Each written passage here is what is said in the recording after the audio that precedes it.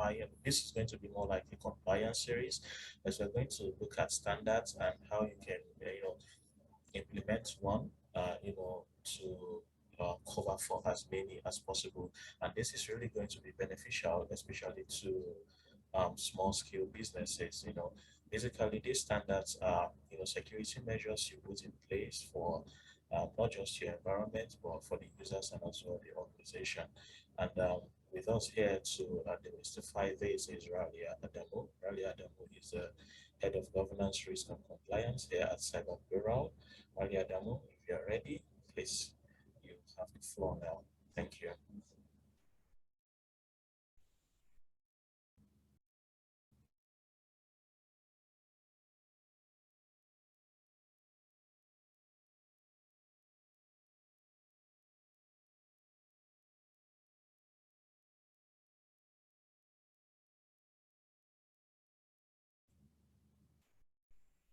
So before Ralia comes up, I'd also like us to know that we'll be reviewing some of the incidents that has happened in the second quarter of the year, more like a lesson learned from the whole of the security incidents up till now. So that will be taken by Hamzat Latif. So I mean, just stay tuned to that because it promises to be a very interesting one. Thank you very much. Earlier, if you're there, please, you have the floor now. Thank you.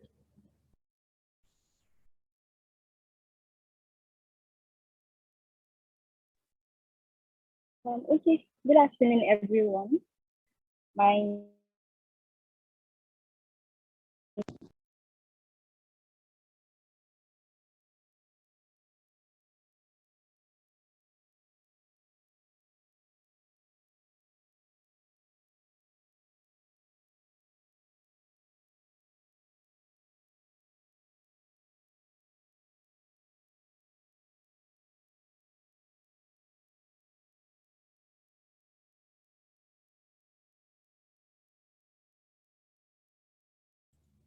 So sorry for that break. Earlier is back. She's having a little technical issue, but she's back now. Thank you. Earlier, if you can hear me, please continue. yeah, just a minute, please. Trying to- yes, okay. So, good afternoon, everyone. My name is Radia, and I am the head of GRC at Cyber Bureau. So, I'll just be sharing my screen in a minute. Actually, so okay. So today we are going to be talking about compliance, and the topic for today is implement one, comply to many. So this is the outline of the topic. We have security standards and compliance. We'll be talking about how to comply, the benefits of compliance, what ISO 27001 addresses. Then we'll talk about NDPR, which is the Nigerian Data Protection Regulation. We'll talk about NIST CSS and how it can be mapped to ISO 27001, and then the conclusion. So security standards and compliance, why is this a concern for organizations? So the first thing is that a lot of organizations would have to comply to security standard at one stage or the other. Although this is not usually a requirement by the government, but it's usually like an industry specific requirement or some kind of requirement that they would need in order to do some kind of businesses, in order to be able to do some kind of partnership, to be able to deliver certain kind of services and all of that. That's where security standards come in. So what are these security standards? They're just, to put it simply, it's just like a way of doing things. So it's like having a standard procedure for doing certain things. And why is there a need for certain to have a certain way to do these things? So that in the end, it's going to be easy for you to understand what you're doing. It's going to be easy for you to actually evaluate what you are doing. There's going to be uniformity. And then if I am doing the same thing and you are doing the same thing, then it's easy for us to understand each other. That's just the reason why we have security standards in place. So it's just like policies, policies govern the actions of people. standards are designed to provide a repeatable way of doing things. So in the end, this is not something you do once and then you stop. But a lot of standards, they have like a specific time period after which you would have to recertify again. So if there is no standard in place, then how are you going to evaluate what you've done? And then how are you going to repeat that process? That's simply why we have standards. So some examples of standards are like the ISO IEC 27001 2013, which is the ISMS. We have the NDPR, Nigeria Data Protection Regulation. We have the PCI DSS, which is an industry-specific security standard. It's mostly for the banking industry. So the PC is the payment card industry. That's what the PCI is. So it's mostly for organizations that operate in the payment sector. Then you have the NIST CSF, which is a cybersecurity standard. Then you have the CIS 18, which is also a cybersecurity standard. Then how do you comply to all of these standards that we have talked about? So the first thing you'd want to do is that you have to stay on track with changing laws and regulations. A lot of these standards actually would want you to be very transparent with the laws and regulations that you have to follow. So when it comes to standards, like I said earlier, standards are not compulsory, but when you talk about laws and regulations, you have laws and regulations that are compulsory for you to obey in a certain location. So if you're complying to most standards, it would require that you also comply to whatever laws and regulations apply within your environment or within the industry that you operate. Then next is involve specialists. So for you to comply now, you cannot write an exam and then mark it yourself, right? So for you to comply to these standards, you need somebody, an external person to actually come in and then check what you're doing and ensure that you're doing the right thing and then they certify you. That's where you involve specialists. You could also involve specialists when you need to do implementation. A lot of organizations might not have the in-house resources and they might just need to, consult somebody to help them implement the security standards.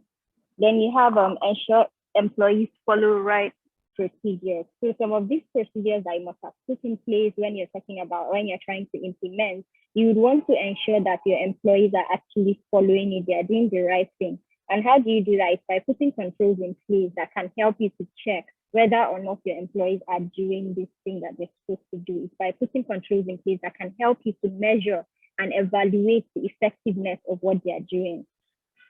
Then schedule regular internal audits. So internal audits are just like a way of you assessing the effectiveness of your controls.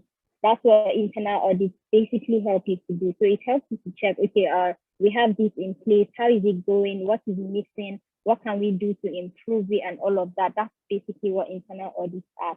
So doing regular internal audits would help you to improve your processes, it will help you to improve your procedures, like way faster.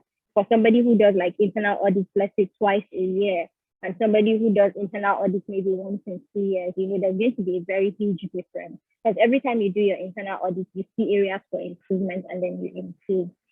Then using the right software. So it's not, when you talk about most standards are like, you have to use this kind of software. Like you have to use softwares that are licensed and not pirated softwares and all of that. So you have to ensure that you use the right software in your organization.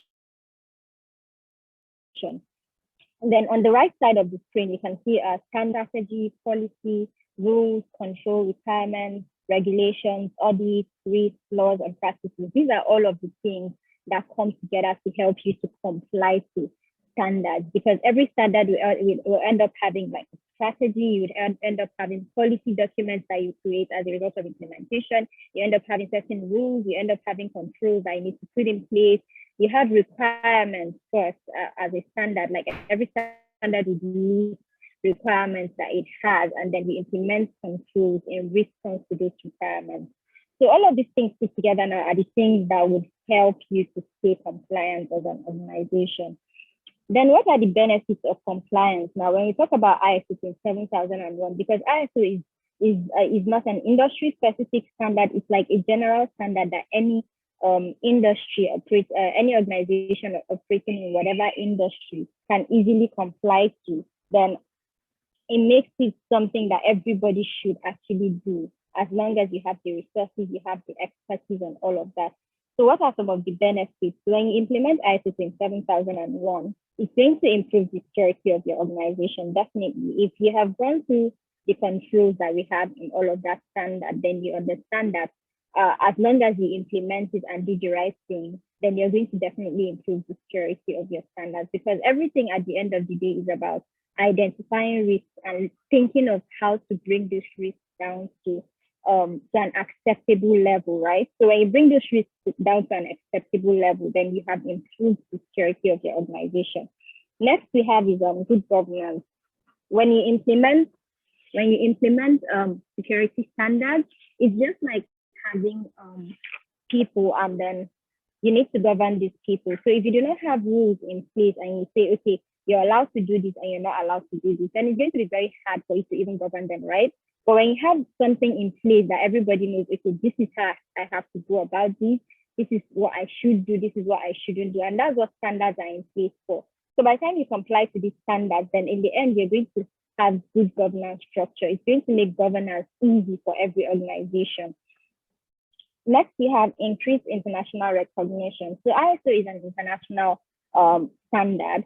So by the time you comply to ISO now, you're going to have an increased international recognition. So you could do business with any organization outside the country. It's not just limited to one country. Like if you have an organization that complies to ISO in the UK or in the US, and you as a Nigerian organization, you comply to ISO 27001, then it would be very easy for you to do business, because having that compliance, having that certification in place now is like, I trust you and you trust me, because we all know what ISO 27001 entails.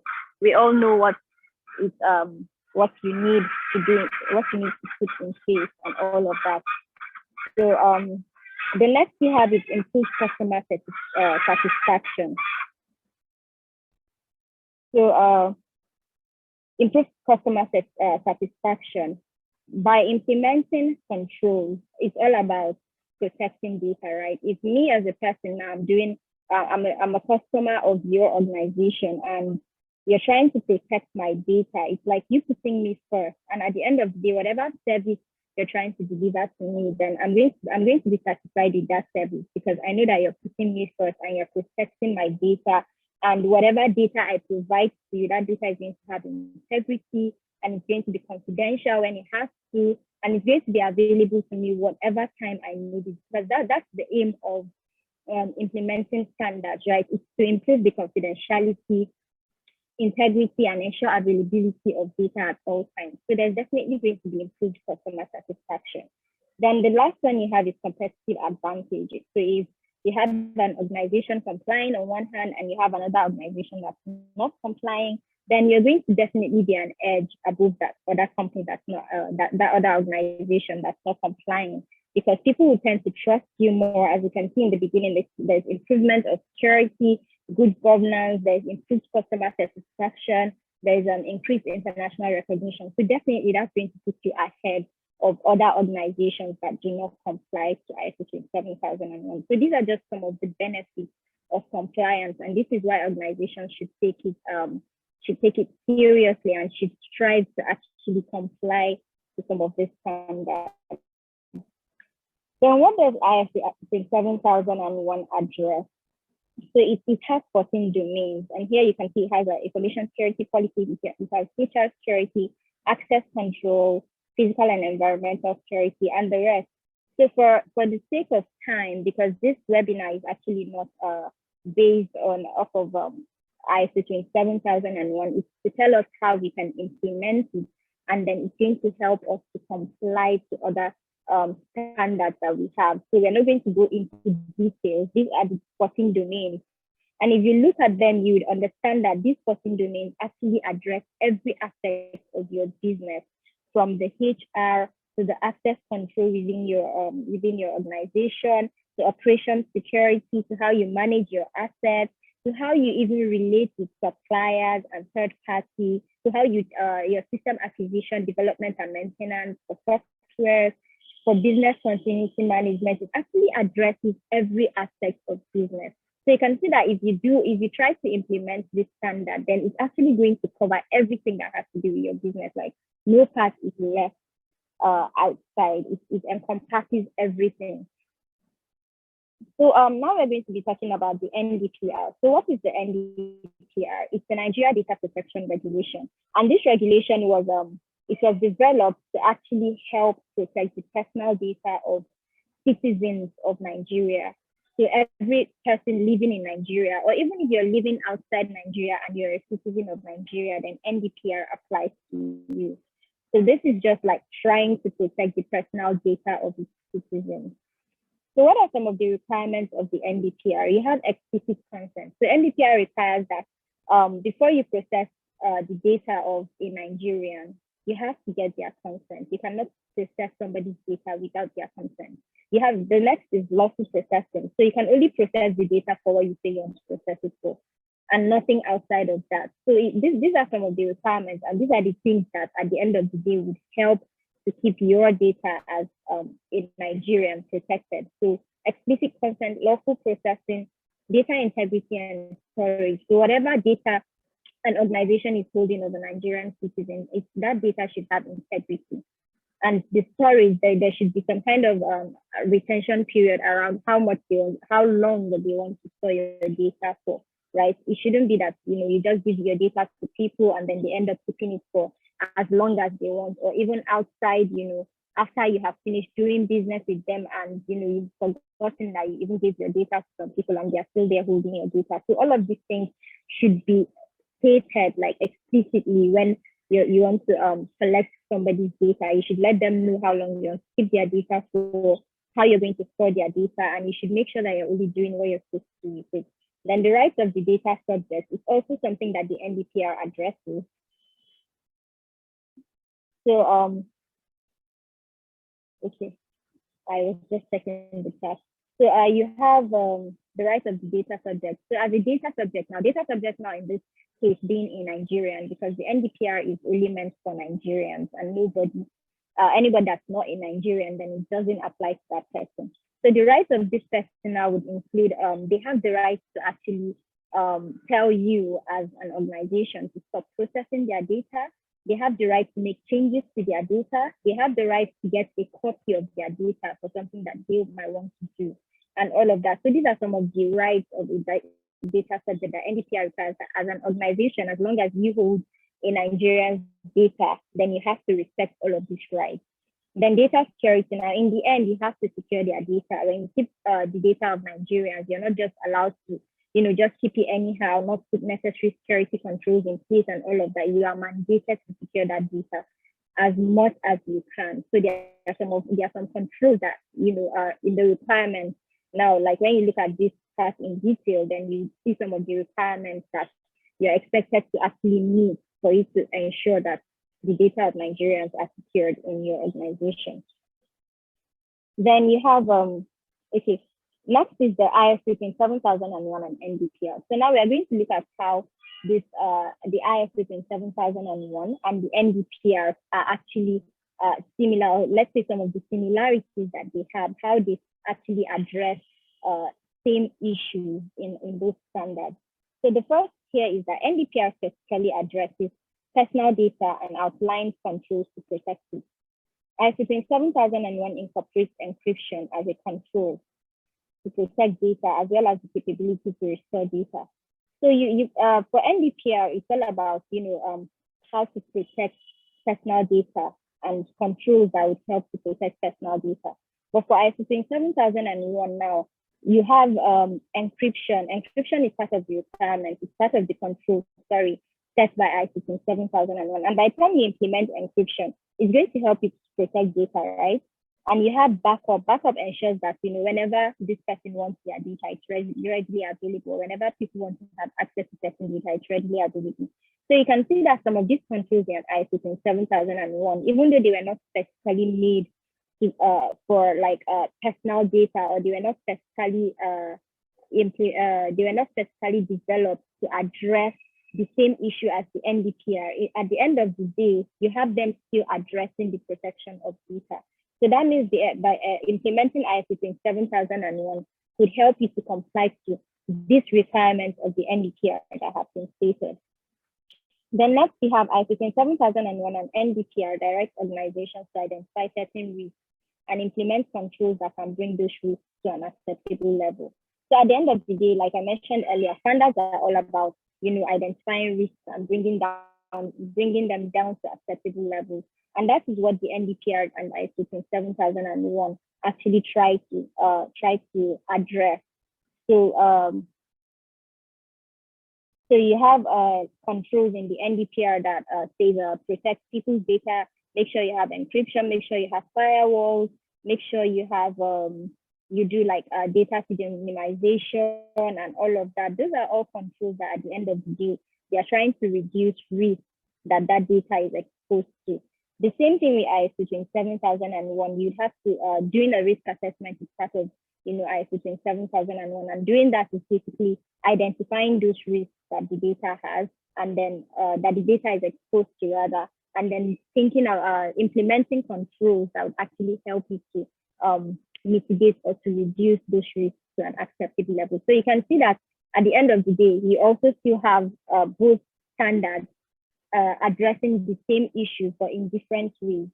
So when you implement ISO 27001, it looks at the risk that all of the data in your organization. The only difference is it doesn't differentiate. It doesn't tell you, okay, we are talking about data of people living in Nigeria or people living in the UK or wherever.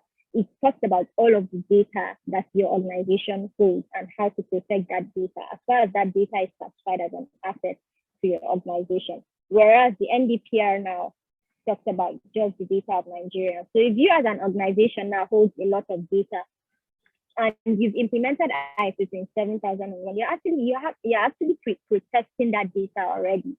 So whether you have data of Nigerians or data of people in UK or data of people in US or data of people in Ghana, it doesn't matter. All of that data is being protected. So you can see that implementing this now actually helps you to cover all of the requirements for NDPR. Then the last one here is ISO 27001 treats personal data as information security assets. As such, these assets are subject to constraints around storage, length of storage, collection, and access. These are also requirements of the NDPR. So just like I explained earlier, ISO 27001 doesn't just differentiate to say, okay, this is the data that we're talking about, as long as that data is an asset to the organization. In which case, if you have data of people, that's even if they're not Nigerians, data of people generally is regarded as personally identifiable information, right? So they're actually sensitive data that needs to be protected. Those would actually be assets to your organization. So at the end of the day, ISO 27001 looks at how to protect all of that data. And by the time you do that, then you're indirectly already, implementing the requirements of the NDPR. So for example, here now we have data security requirements. All data controllers shall develop security measures to ensure the safety of data in their organization. This includes protecting systems from hackers, setting up firewalls, storing data securely with access to specific authorized individuals, employing data encryption technologies, developing organizational policy for handling personal data and other sensitive or confidential data, protection of e-learning systems and continuous capacity building for staff.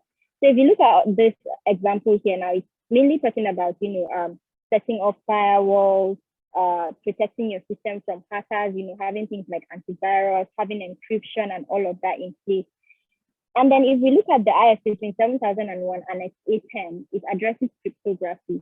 Annex 12 addresses operation security. So by the time you implement controls under these two annexes, then you would have indirectly complied to this particular requirement. This is actually a requirement from the NDPR. So I brought this here just to show you guys how the requirements are actually how you could implement the same controls to address requirements from NDPR. So you can see that you have controls from ISO 27001 already addressing this issue.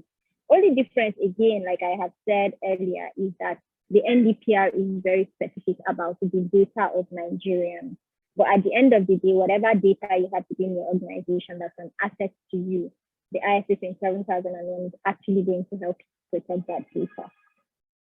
Then next we have ISO 27001 and the NIST CSF mapping. So the NIST is another cybersecurity framework, And for this one now, if you go online, you could see how the ISO 27001 has been mapped to controls of the NIST CSS. So that this means that for these two standards, you do not even need to start thinking of, oh, okay, which one applies to which one. It has been done already. So all you need to do is get a copy of this mapping. And if you're trying to implement ISO 27001 and also implement NIST, then this is how you can relate the two requirements for both standards, and you ensure that you're actually implementing whatever is applicable to your organization. So for instance, now you have this is going to be a A5. So you have information security policies, and you can see that it has been mapped to identify the GV. This is actually a requirement in the NIST CSS standard. So if you look at this, all of these codes that you're seeing, they actually all have meaning. So if you look at that mapping document, you see that all of these things have been explained in detail, and you'd understand that by the time you comply to one control here, you're complying to another control here. So having this document now as an organization that's trying to comply to both standards is going to help you. It's going to make it easy for you. At the end of the day, you'll be able to track your progress. You'll be able to ensure that you're complying to everything that's required of you, everything that is applicable to your organization, and all of that. So this mapping, again, it's available on Google. If you just search ISO 27001 and NIST CSS mapping, you see that this has been done already. Then this is the NIST CSS to ISO. So it depends on which one you have implemented first in your organization. If you have implemented the ISO first, then you'd want to look at this document. And if you have implemented the NIST first, then you can see that this is on the left side here, you have the category here, and then you have the corresponding categories in the ISO 27001. So it depends on whichever one you have implemented first. The mappings are there on Google, and you can easily access them. So in conclusion, now what I tried to do rather today is to explain to you how all of these standards at the end of the day have very similar requirements. The aim at the end of the day is just to identify risks and to bring them down to an acceptable level. And the ISMS, the ISO 27001, which is the ISMS, basically addresses all of this risks in a very broad way. So it encompasses everything. And that's why most people, most organizations, big organizations especially, would always opt for ISO 27001, because at the end of the day, most of the other standards would have controls that already exist in the ISO 27001. So that way it's easier to now comply to all these other ones because you are already doing it. All you might need is maybe just some few more documentation, and then you have somebody to come in and then certify you for that other standard that you're trying to implement. So implementing the ISMS helps protect all forms of information, including digital, paper-based, intellectual property, company secrets, data on devices and in the cloud, hard copies, and personal information. So you can see that the ISMS, for those who do not know, the ISMS is like the ICT 7001. So it's basically when you have implemented this controls, the ISMS is information security management system. So it's just like having a system in place to actually monitor and manage those controls that you have implemented. So that's why you call it the ISMS. So when you implement ISO 27001, then you have an ISMS. So implementing it helps you to protect all of your information, paper-based, intellectual, and all of that. Then by implementing the ISMS, organizations can easily comply to other security or industry-specific standards. This will help to reduce costs and improve efficiency. And not just cost, it's going to help to reduce a lot of things. Expertise, the whole stress of having to, start implementing another standard from the scratch and all of that. It's going to help you to reduce a lot of things. It's going to make it easier for you to track your progress. It's going to make it easier for you to improve efficiency and all of that. So I hope that I have that everyone here now understands how implementing the ISO 27001 can help you to comply to all of these other standards that we have talked about. Thank you. So that'll be the end of my presentation. And yes, we can. Thank you so Sam, much, Ralia, for that. okay. It was quite detailed, taking your time to explain the benefits of having these standards and as well, how implementing one, especially the ISMS, which is the ISO 27001, could really go a long way in helping you accomplish other standards out there. We have a couple of questions here. Um, One is, okay, so this person is asking which kind of threats do small e-commerce companies face? The company store customers' email, phone numbers, and location, and like their residential addresses. So, person wants to know what kind of threats they face, as an e-commerce platform. Okay. Okay, so for this question now, it's not a very straightforward answer. As much as it looks like it's just, email, the phone number, and residential address, and you could just easily say, okay, this is the threat you face, but it's not really done that way. So what your company needs to do is to do a risk assessment. Doing that risk assessment now would ensure that you capture every asset of your organization, and then you're actually checking for risks that every of those assets. Those assets now would include all of these things that you have mentioned. So you have to do a proper risk assessment and see what risks this data are exposed to, document them, and then think of controls that are, relevant, that are going to actually help you to do this, to mitigate or to reduce those risks in your organization. So that's one way to identify threats. You don't just, come up with them. You have to actually document these things and then go with it step by step. So I hope that answers your question. Yeah, absolutely. So Joshua, you have the answer to your question. Basically, your organization would have to do the proper risk assessment to help identify all of the possible threats that it could face. Thank you very much, Ralia, for the response. Okay, someone would like to know how well to connect with you, Ralia. So could you quickly tell them maybe Okay, so you could, okay, let me just type my LinkedIn name here. You could just connect with me on LinkedIn. So yeah, that's my LinkedIn username. And I can see another question here in the yes. Q&A. So this question says, is there any penalty for organizations that do not duly comply with these policies? Okay, I would say you're trying to say with these standards rather, right? So like I said earlier, all of these standards are not requirements. Like the government would not say you must implement ISO 27001 rules. For the NDPR, yes, there is a penalty because NDPR now applies to people, right? And these people we're talking about are citizens of Nigeria. So the government would actually hold you accountable if you are processing the data of Nigerians and then you are not complying to NDPR. We are not there yet, but eventually I know that's the aim of the NDPR is to get to that level where, everyone that actually processes Nigerian data would definitely comply with, it's going to be a must. You must comply to the NDPR.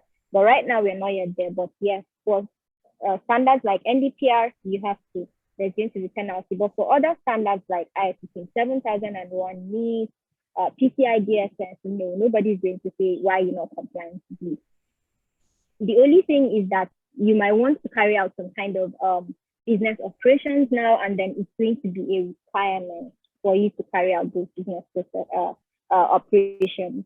So that's the only case that it could come in. But again, for things like PCI DSS, it's going to be CBN holding you accountable for that. It's not going to be just the government or a random person. It's going to be CBN. So you have CBN regulating some of these standards. So they are the ones that, as a bank, if you're a bank operating in Nigeria now, CBN could say that you must comply to PCI DSS.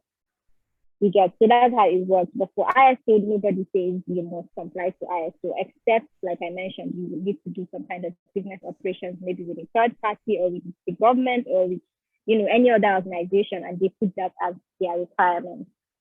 So I hope that answers your question, Sulaiman. Thank you so much. That was a very detailed response to the questions. I'm sure he's well clarified. Yeah, he even responded. All right. So I'm sure we don't have any other questions. Thank you again. Thank you once again, Ralia, for that brilliant presentation. So moving forward, um, we're going to call Hamza Latif to, take us through some of the security incidents we've experienced in the second quarter and some of the lessons we could learn from them. Hamza, if you're set, you have the floor.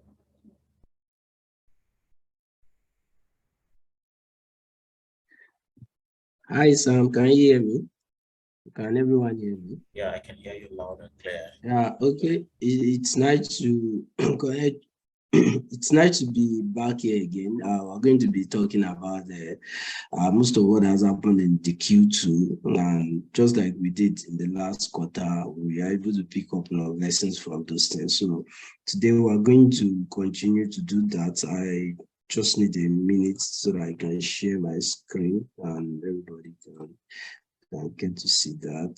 Okay. Can everyone see my screen now? Yeah, we can. Okay. Okay.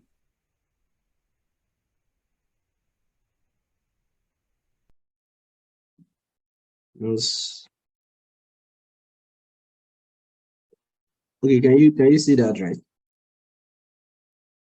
Yes, we can see your screen. Continue. Okay, thank you. So we're going to be talking about lessons learned in Q2, coupled with what we can find from threat intelligence report that we gathered across board, and at the same time those ones that we found very very relating to our environment here in Nigeria, Africa as a whole, and how organizations moving forward into this into the next quarter, which is Q3, the lessons they can learn from them and how they can use that to themselves in terms of what to do, how to kind of the controls they need to put in place. So basically, we are going to be talking about a whole lot of things that cut across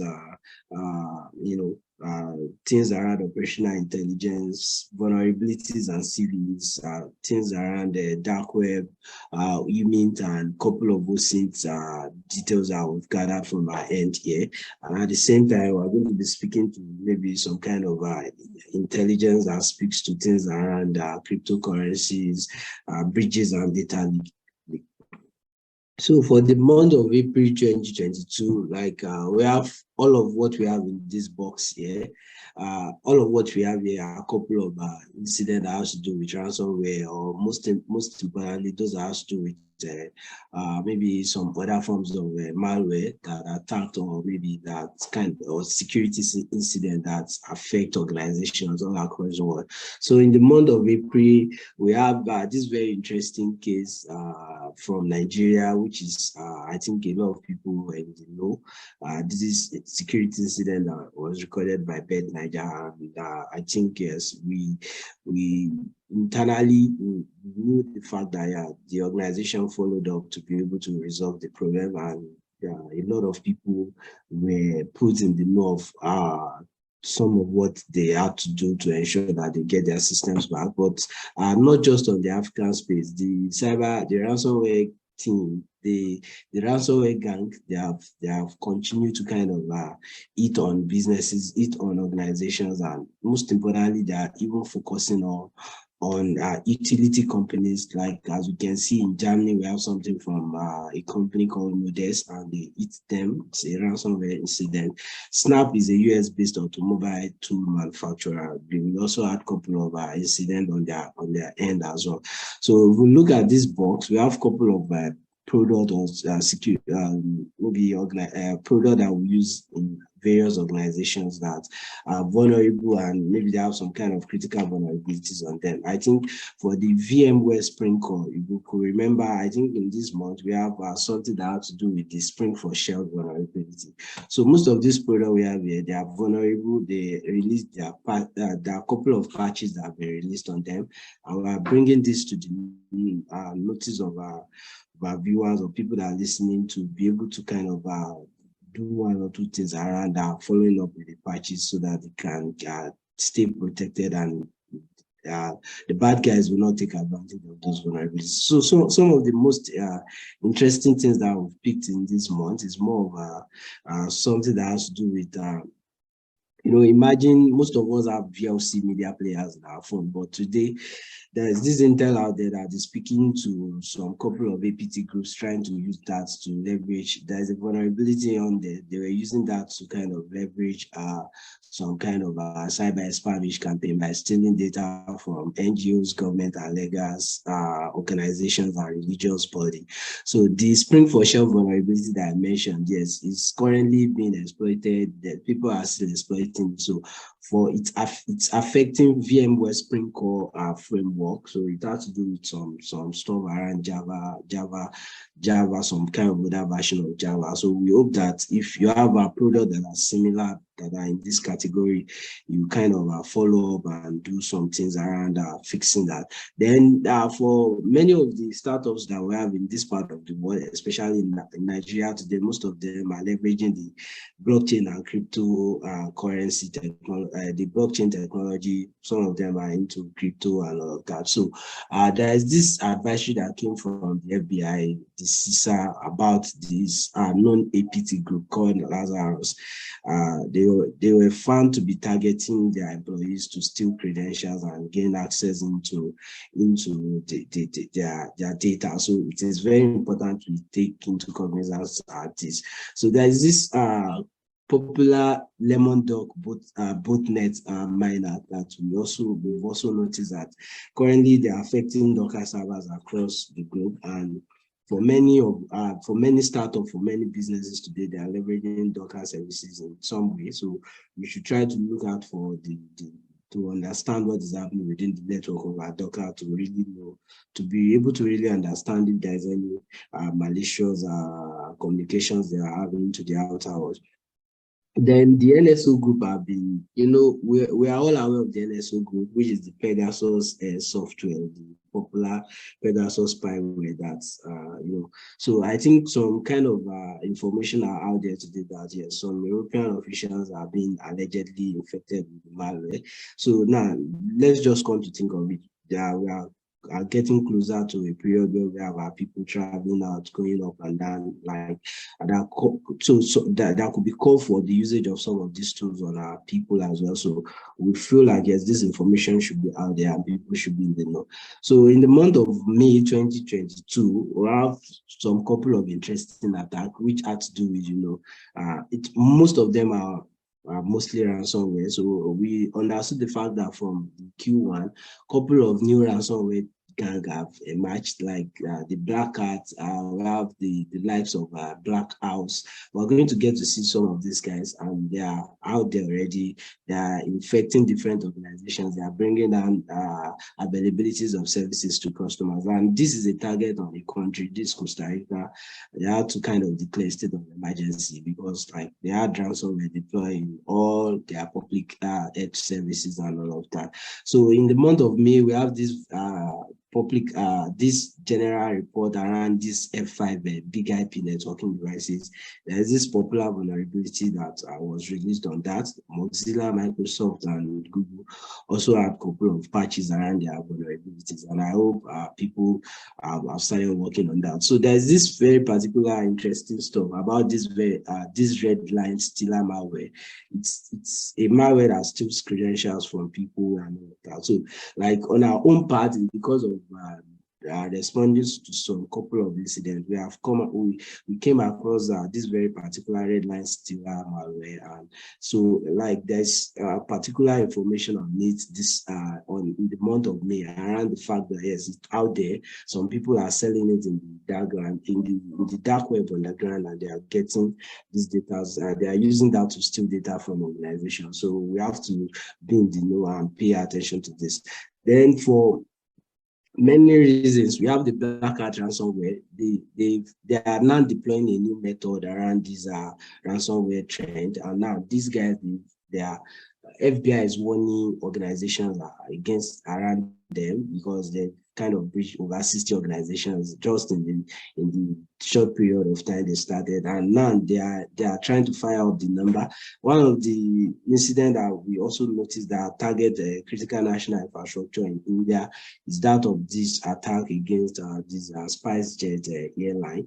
It's a ransomware attack, and it's kind of put them down in the course of delivering their service. We can see that there are a couple of other credential stuffing attacks that are going on. Bad guys are trying to steal credentials from organizations so that they can have access to some kind of a privileged system, and they can do some interesting things, especially against their data, against their services and all of that. So for the month of May, we have most of these attacks around ransomware, and we have them like rolling up in numbers. So we have there's this new ransomware group called Cheers. They are known to be targeting VMware EXSI. For most people that center, they have cloud services that are running. VMware is a popular virtualization platform, EXSI for enterprise. So this is known to be running Linux, and these guys are targeting these platforms to get data out of organizations and get them encrypted. So in the month of June, we had a couple of things around. We got some news that are also from Africa. There are a couple of attacks against Italian municipal of Palermo. We have the public health sectors, like in the US, got attacked in forms of ransomware, like Shield Healthcare Group, the Kaiser Permanent Group. All of these guys they got attacked in the month of June. And there was this very popular vulnerability. I think we all got to have that in the news. The Folina vulnerabilities on Microsoft, yes, it's out there. The bad guys are exploiting that in the dark web. There are a couple of operations that Interpol also conducted in the year in the Q2, which has to do with more of arresting the crime groups that are behind some of these popular attacks, like telecommunication and social engineering fraud. Even there was one they conducted in Nigeria with the help of the EFCC, and they were able to arrest some top leaders of some crime syndicates, which is part of what we noticed in Q2. So most importantly, the vulnerability, there is a patch for that, and yes, organizations are advised to kind of fire up that. So if you check, I think I mentioned Black Hat. This guy now have a website where you can visit to check whether your organization data have been stolen, and all you just need to do is to just drop your name or your detail on that in a search box, and if there is a data on that they have, you'll be able to see something like that. So this is what the trend is all about. And in the month of June, we have a couple of vulnerabilities around Google, Apple, Microsoft, Zimbra email. All of these things, if you are using any of these products, we advise that we try to take them up and follow up with their proper remediations and patches. So in the course of the DDoS world, we have the largest ever recorded HTTPS DDoS from on Cloudflare, which has like 26 million requests per second. So this is a very interesting situation.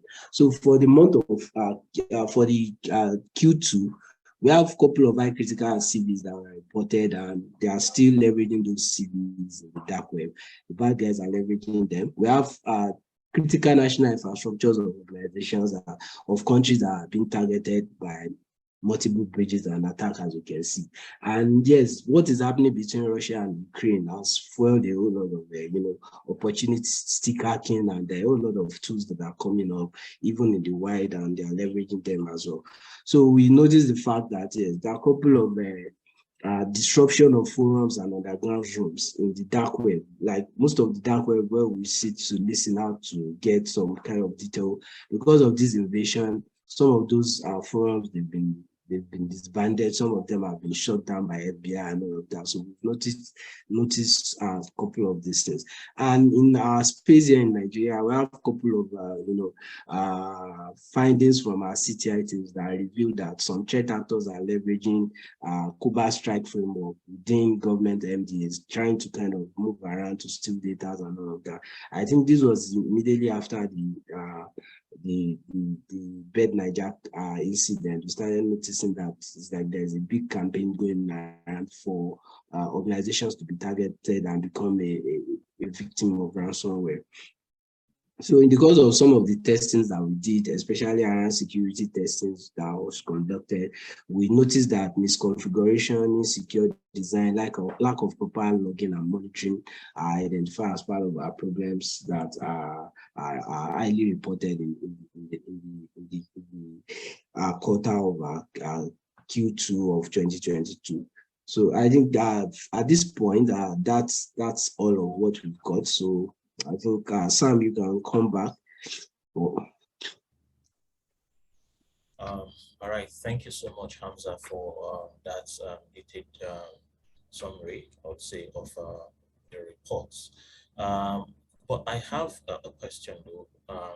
Where do you think we are as Okay. a country, Nigeria, as regards being infected by some of these things, these threats that you've highlighted?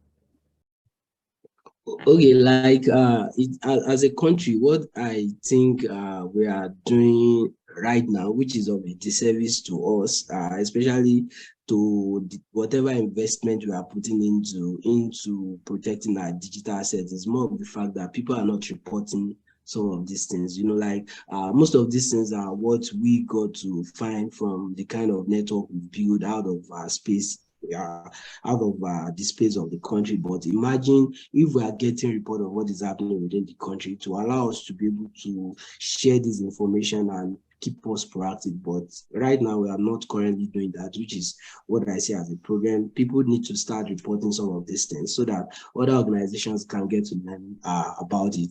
And specifically, I would like to mention the fact that the Bed Nigeria incident, when we got to know of that, we used that intel to kind of leverage and kick out some bad some checked actors away from one of our client network. So imagine if they keep that information to themselves and they do not share it and nobody knows about it. That means this is going to become a campaign. Many organizations will be infected and everybody will just still keep that as a secret. So I feel like we need to continue to share. We need to continue to let customers, the stakeholders, the people in the country to know what is happening regarding their data, and we should come forward. We should come forward by doing that so that we can give the country a proper security posture, because people will know where to invest, what the real problem is, and how to go about it.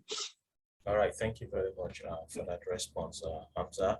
So thank you everyone for joining in today. I'm sure if we have more questions, please feel free to send the email to us, hello@cyberpura.com, or visit our website or any of our social media platform. We will be glad to help, even with implementing some of these compliance standards or security standards that have been highlighted by Ralia earlier.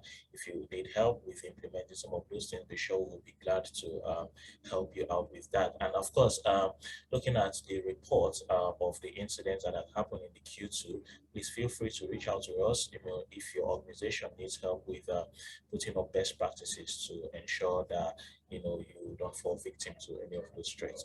Thank you all once again for joining us today, and I hope to see you in our next Be Proactive webinar. Thank you. Have a great day ahead. Thank you, son. Thank you, everyone. Yeah, thanks. Thank you. Bye.